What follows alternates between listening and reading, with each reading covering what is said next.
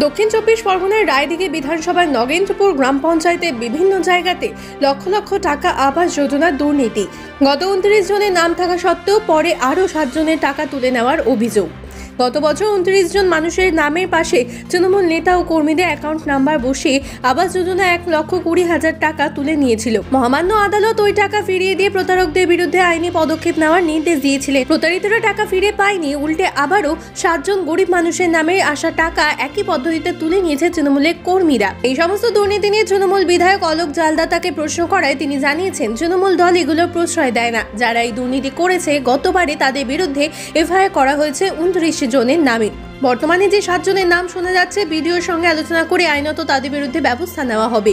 যারা টাকা থেকে বঞ্চিত তাদের টাকা ফিরিয়ে দেওয়ার ব্যবস্থা করা হবে। একই কথা জানিয়েছে ওই অঞ্চলে বর্তমান নতুন প্রধান জগদ্ধাত্রী হালদার। বিজেপি প্রাক্তন রাজ্য সভাপতি দিলীপ ঘোষের দাবি, রাজ্যের প্রায় 75 লক্ষ মানুষ প্রতারিত হয়েছে। আর আপনারা সেই ছবি সরাসরি দেখছেন শুধুমাত্র বাস্তব নিউজের পর্দায়।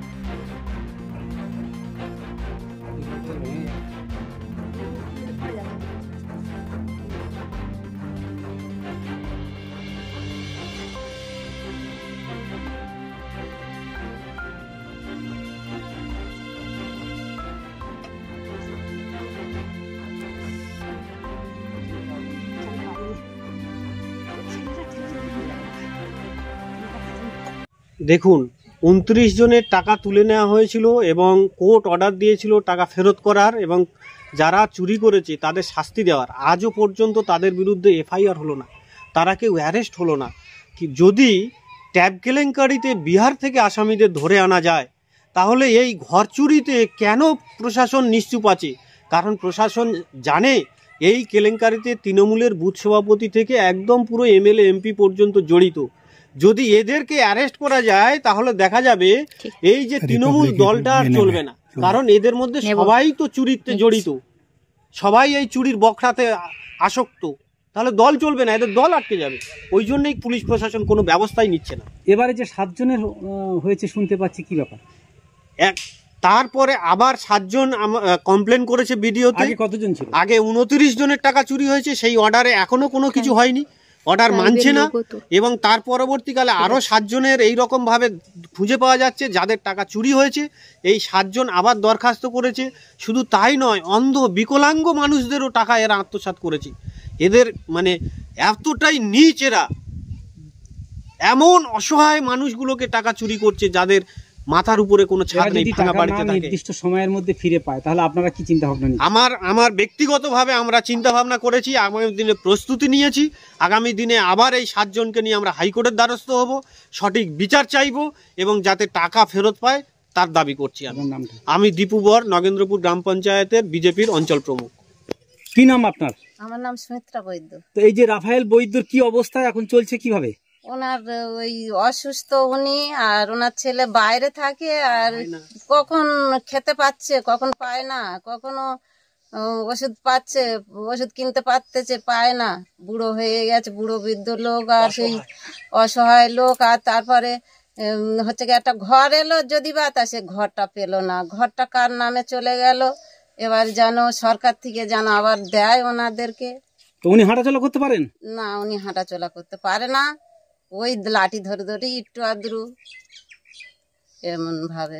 আপনারা প্রতিবেশী ওনাদের কিছু সাহায্য টাহ্য করেন মাঝে মাঝে যখন না খেতে পায়? হ্যাঁ। তো আপনারা কি দাবি করছেন?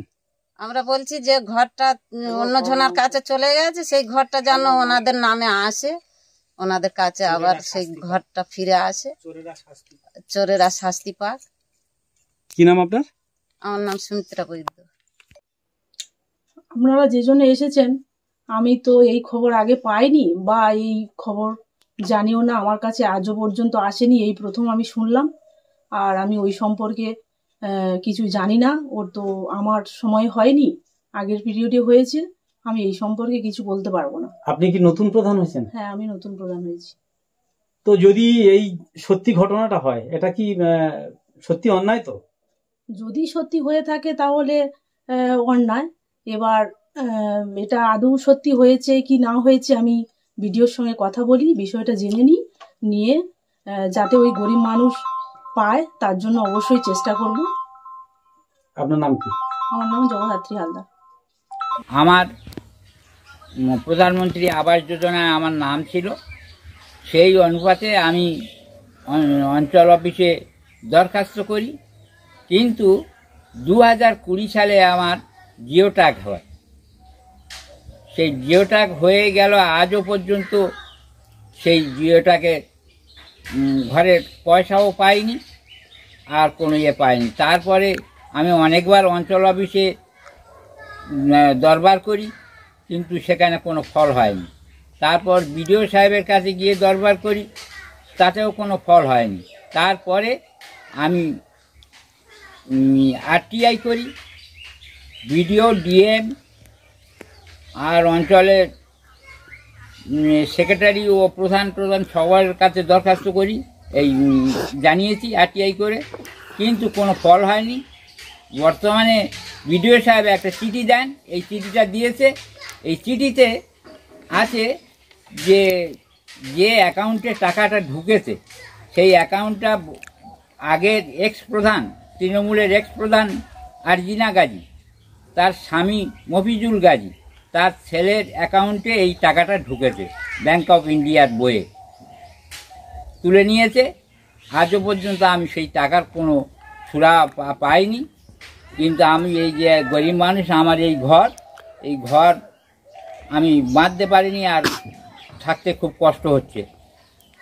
এই আইনানুগভাবে যারা এর সঙ্গে জড়িত তাদের যেন শাস্তি হয়, প্রশাসনের কাছে এই আবেদন আমার। ঘর একটা এসেছিল, আমরা চারদিকে আবেদন করেছিলাম, আমার বাবার টাকাটা তুলে খেয়ে নিয়েছে। অথচ আমার বাবার ব্যাংক অ্যাকাউন্টের পাশে বংশীধর জানার অ্যাকাউন্ট দিয়ে বংশীধর জানার টাকাটা তুলে আত্মসাৎ করে নিয়েছে। 1 বছর ধরে আমরা হাইকোর্টের অর্ডার পেয়েছি, 1 বছর ধরে হাঁটাহাঁটি করছি, আমরা টাকা ফেরত পাইনি। আমরা কবে টাকাটা ফেরত পাবো বা আমাদের টাকাটা ফেরত দেওয়ার ব্যবস্থা করুন। শৌচালয়ের টাকা আগে 1000 টাকা নিয়ে নেওয়া হচ্ছে, 5 বছর হয়েছে এখন কোনো শৌচালয় পাই। আবাস যোজনার প্রায় 75 লক্ষ লোকের নাম এসছে, দিল্লি থেকে টাকা এসছে, কটা বাড়ি হয়েছে? রাস্তাঘাটে ধরুন কোনো নতুন বাড়ি পাবে না, কার অর্ধেক দিয়েছে, কার পুরোটা খেয়ে নিয়েছে, কার কাছ থেকে 20-30 হাজার টাকা নিয়ে নিয়েছে। যত অনিয়ম, হাজার হাজার কোটি টাকার চুরি। আর কারা করছে? টিএমসির নেতারা নিজের আত্মীয় স্বজনকে দিচ্ছে। আমফানের ঝড় হলো, বাড়ি ভাঙলো, মমতা ব্যানার্জি বলেন 50 লক্ষ বাড়ি ভেঙে গেছে। দক্ষিণ চব্বিশ ভাবলো হেলিকপ্টারে ঘুরে কজন টাকা পেলো? টাকা এলো, টাকা চলে গেল অ্যাকাউন্টে, টিএমসির লোকেদের অ্যাকাউন্টে 20,000 টাকা চলে গেল। এখন ট্যাবের টাকা 10,000 টাকা করে গরিব ছেলে মেয়েদের জন্য উনি নিজে বলেছেন দেবেন, সে টাকা পৌঁছলো না, সেগুলো নেতাদের বাড়ি চলে গেল। আবাস যোজনার টাকা ওদের নেতাদের বাড়ি চলে গেল। খোলাখুলি লুট চলছে, এটা খালি নিউজ হয়। ওনারা জানেন আমরা জোর করে ভোট করে জিতে নেবো, কেউ কিছু করতে পারবে না, অথবা চালাও লুটপাট। এখন আবার লুটের রাজত্ব চলছে।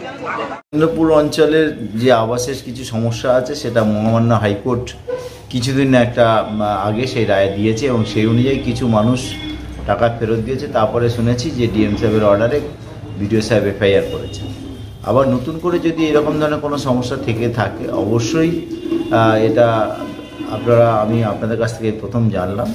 বিডিও সাহেবের সঙ্গে নিশ্চয়ই আলোচনা করা হবে, যেটা আইনানুগ ব্যবস্থা, সেটা অবশ্যই যাতে আইনানুগ ব্যবস্থা নেওয়া যায়। আর প্রকৃত যদি কেউ বঞ্চিত হয়ে থাকে, তাদের যাতে সেটা পূরণ হয়ে যায়, তারা সেদিক থেকে বঞ্চনার শিকার না হয়, সেটা অবশ্যই দেখা হবে। জব কার্ডে তো 100 দিনের কাজের টাকা তো কেন্দ্রীয় সরকার অনেকদিনই 2021 সাল থেকে দিচ্ছে না, সুতরাং এখন আবার নতুন করে জব কার্ডে কাজ করার কোনো প্রশ্ন নেই। আমাদের রাজ্য সরকার, মাননীয় মুখ্যমন্ত্রী তার নিজের উদ্যোগে আমাদের রাজ্য সরকারের পক্ষ থেকে কিছু জব কার্ডের কাজ করানো হয়েছে, সেটা আপনারা জানেন, খবরও পেয়েছে। কারণ কেন্দ্রীয় সরকার দীর্ঘদিন ধরে বঞ্চনা করছে, 2021 সাল থেকে জব কার্ডের টাকা দিচ্ছে না, আবাস যোজনাও টাকা দিচ্ছে না। তা সেক্ষেত্রে যদি 2021 সালের আগে যদি এই ধরনের কিছু ঘটনা ঘটে থাকে, আমার জানা ছিল না। এবারে আপনারা বলছেন, আমরা সেগুলো অবশ্যই বিডিও সাহেবকে বলবো, তদন্ত করে।